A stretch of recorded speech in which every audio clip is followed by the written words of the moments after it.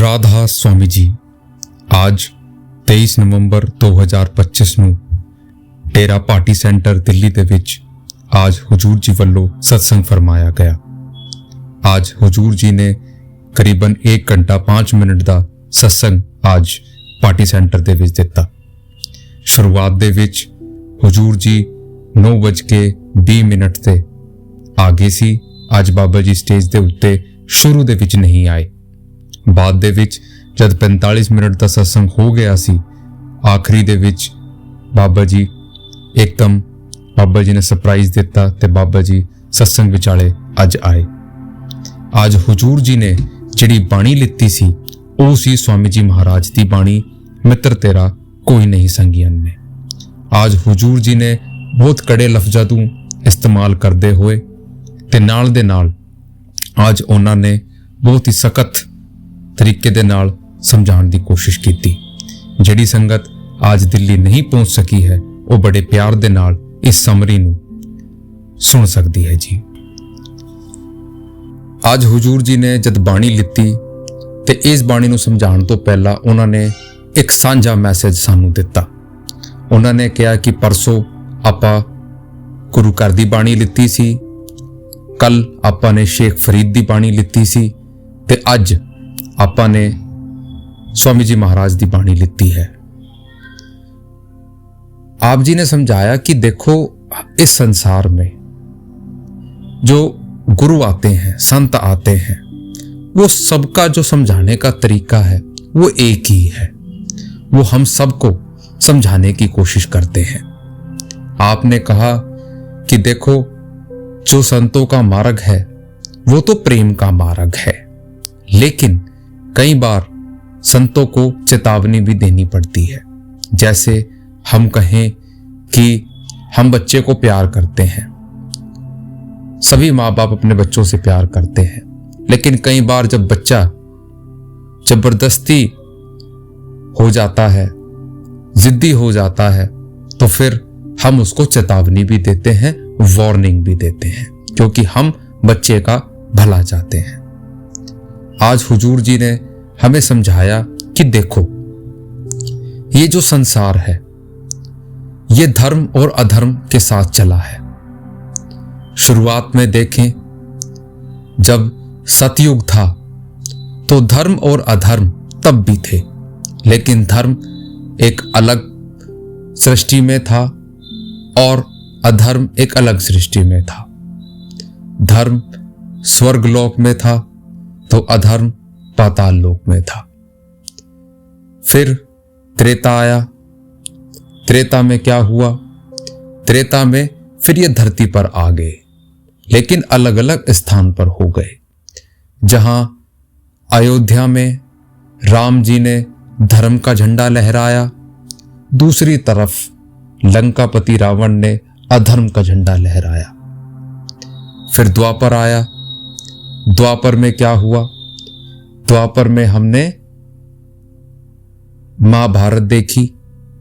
महाभारत में अधर्म और धर्म एक परिवार के अंदर आ गया, जहां कौरवों ने अधर्म का झंडा लहराया और पांडवों ने धर्म का झंडा लहराया। लेकिन जब हम बात कलयुग की करते हैं तो ये अधर्म और धर्म एक इंसान के अंदर आ गया। धर्म भी इंसान के अंदर है, अधर्म भी इंसान के अंदर है। आगे समझाते हुए उन्होंने कहा कि देखो स्वामी जी महाराज समझा रहे हैं मित्र तेरा कोई नहीं संगियन में। आप जी ਨੂੰ ਇਹ क्यों कहना पड़ रहा है?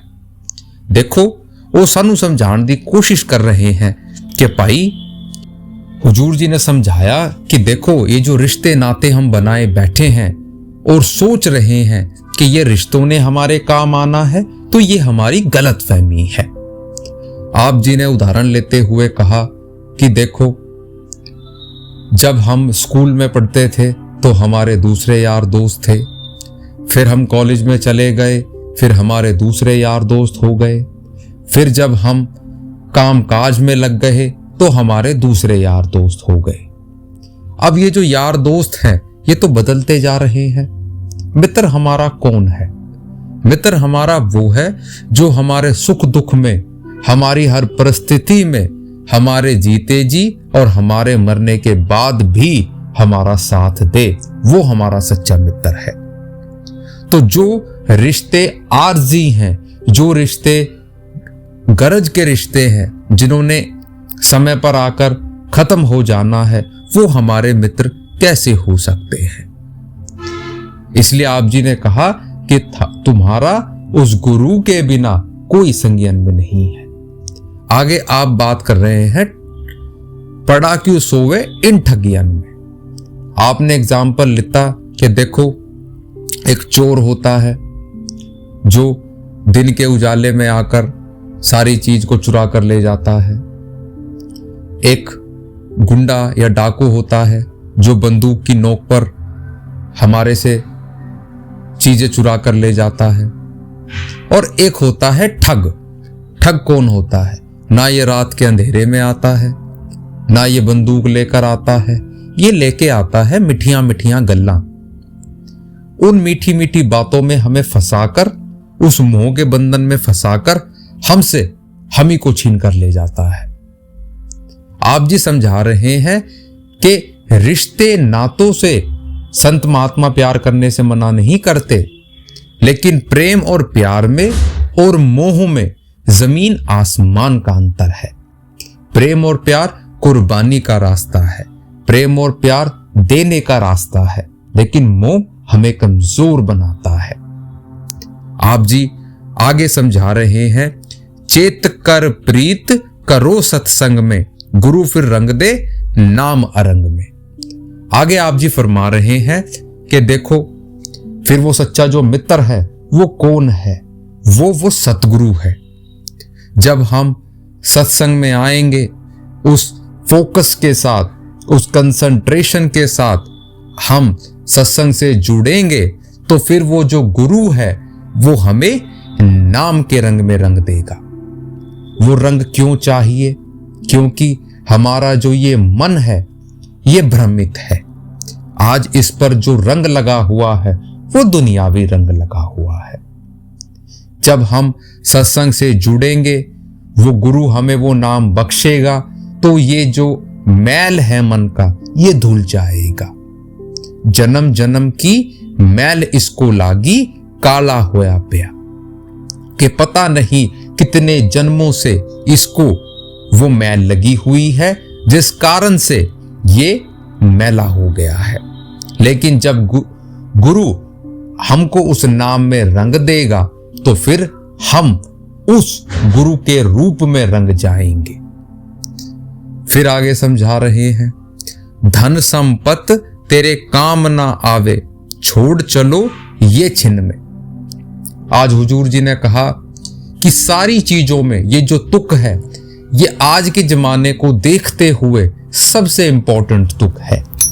फिर आप जी ने समझाया कि इंसान आज जिस अंधी दौड़ में लगा हुआ है वो तो ये धन संपत्ति की है। आप जी समझा रहे हैं कि ये देखो धन जरूरी है, लेकिन कितना?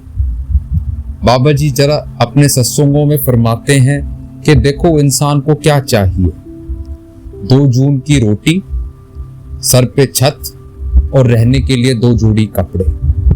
बाकी जो चीजें हैं वो सब एक्स्ट्रा हैं।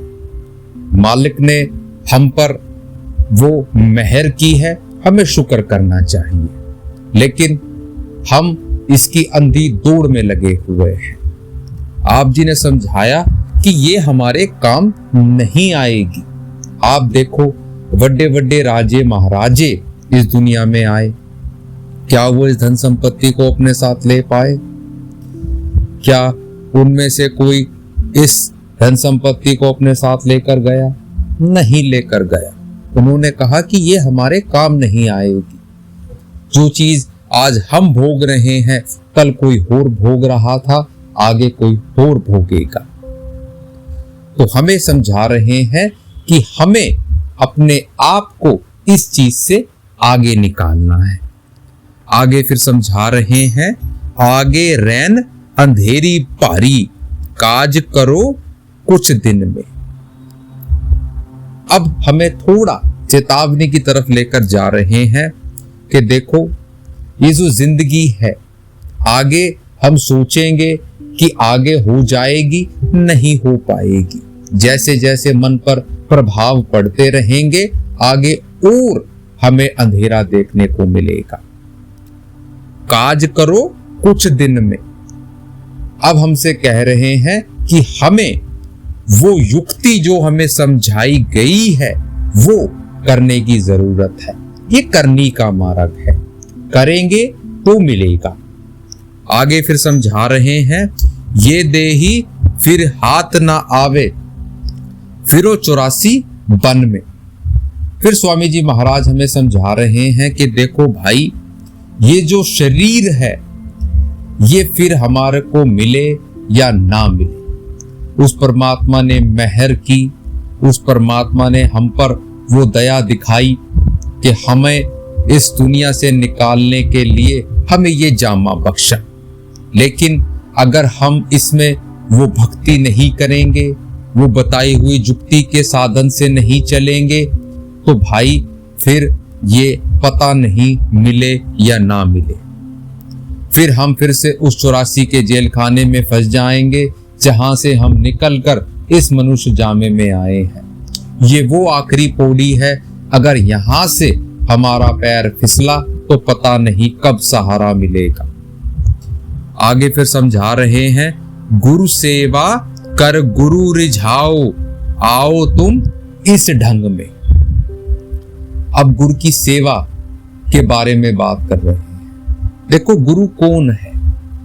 सेवा से मतलब यहां धन संपत्ति की सेवा नहीं है, यहां शारीरिक सेवा नहीं है। गुरु हमसे क्या चाहता है, गुरु की परिभाषा क्या होती है? हमें समझा रहे हैं कि गुरु ऐसा चाहिए जो शिष्य का कछु न ले, शिष्य ऐसा चाहिए जो गुरु को सब कुछ दे। अब वो चीज क्या है? वो है वो भजन सिमरन।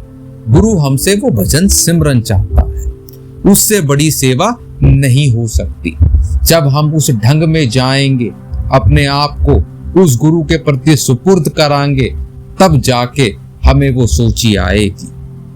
आज हुजूर जी ने जिक्र किया कि देखो गुरु तेग बहादुर जी 9वीं पातशाही, जिनका हम शहीदी दिवस मनाने जा रहे हैं, पूरे देश में समागम लगे हुए हैं, सभी उनको याद कर रहे हैं। लेकिन हम आजकल क्या कर रहे हैं? हम समागम में जाते हैं तो कार्रवाई डालकर आ जाते हैं। आप जी ने कहा कि देखो गुरु तेग बहादुर जी, जिन्होंने अपना जीवन दूसरों के लिए वार दिया। आप देखें, जब कश्मीरी पंडितों को मुगलों ने परेशान कर रखा था, उनको जबरन धर्म परिवर्तन कराने लगे थे, तो गुरु तेग बहादुर जी ने आकर कहा कि मैं ऐसा नहीं होने दूंगा। आप सिखों के गुरु थे, लेकिन आपने ना जात देखी ना देखा धर्म, आप आगे आए। आपने कहा कि मैं इनको बचाऊंगा, आपने बचाया। आप शहीद हो गए, लेकिन आपने उनको आंच नहीं आने दी। आपको हिंद की चादर कहा गया, आपको सिख की चादर नहीं कहा गया। आपने अपने आप को किसी एक धर्म, किसी एक मुल्क या किसी एक जात में नहीं पिरोया। आप हिंद की चादर बने, आपने सबको उस पनाह में लिया। लेकिन आज हम क्या उस राह में चल रहे हैं?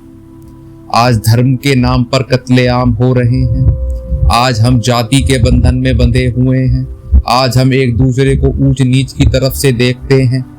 क्या हम वो चीज सीख रहे हैं? इन समागमों का क्या मतलब है? इन समागमों का मतलब है कि हम उनकी दी हुई शिक्षा को ग्रहण करें, उनकी दी हुई बातों पर अमल करें, उन्होंने जो हमें सिखाने की कोशिश करी उसको सीखें।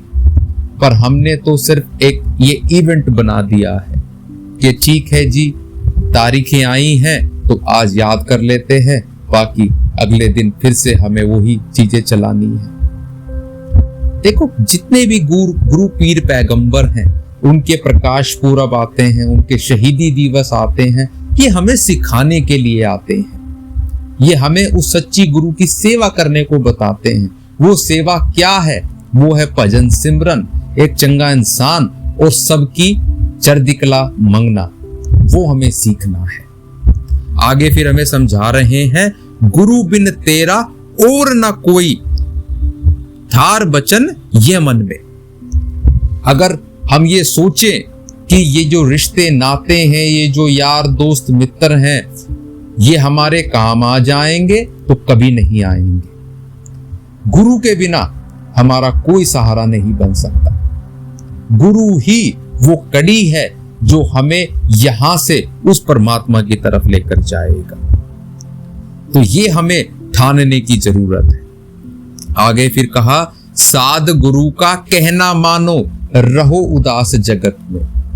अब समझा रहे हैं कि प्रावा सत्संग में आ गए, सत्संग सुन लिया, लेकिन अब उसको समझने की जरूरत है, उस कहने को मानने की जरूरत है। जब तक हम उसका कहना नहीं मानेंगे तो क्या वो हमसे खुश हो पाएगा? रहो उदास जगत में। उदासी का क्या मतलब है?